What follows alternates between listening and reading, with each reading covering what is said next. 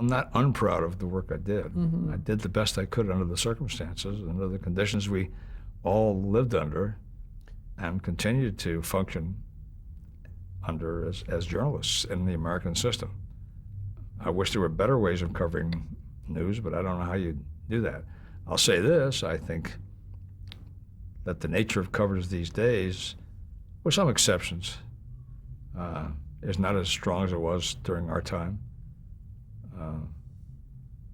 I think when you're embedded, truly embedded, you give away a certain kind of independence that would enable you to really cover a story with some more accuracy, if you want.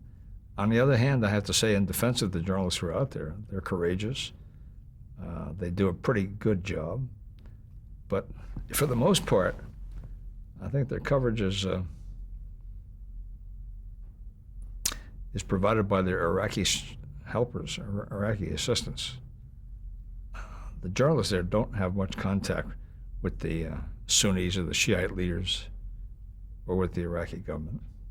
And I think that's something that really inhibits a real understanding of what's going on. I mean, the fact of the matter is, as I said, I've covered 14 wars. I wouldn't want to be in Iraq. I know I've had some experience with street fighting. It's rotten. It is really frightening because you really have no control over the elements. And I think that I said to the visiting Los Angeles Times correspondent here last week, was here from Baghdad. Her name is Tina Sussman, very bright woman. I said, Tina, when I hear Petraeus, the general, talking, I hear General Westmoreland. I said, and when I hear talk about we can't cut and run, I think of what we did in Vietnam. We cut and ran. I said, and when I hear all the stories about there's victory on the horizon, I said, it's all over again. People say that it's not like Vietnam. It is like Vietnam. It is the logic of Vietnam. It is the logic of American thinking. We have a problem, we're going to solve it. And we'll stay until we solve it. Of course, that's not going to happen. We will, one way or the other, be out of Iraq.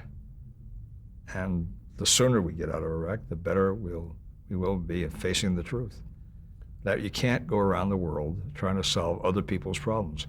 There's not going to be democracy in these developing countries. They don't want democracy. They don't understand democracy. They want a place to eat, and a place to have food and clothing, and a job and health. They don't give a damn about democracy.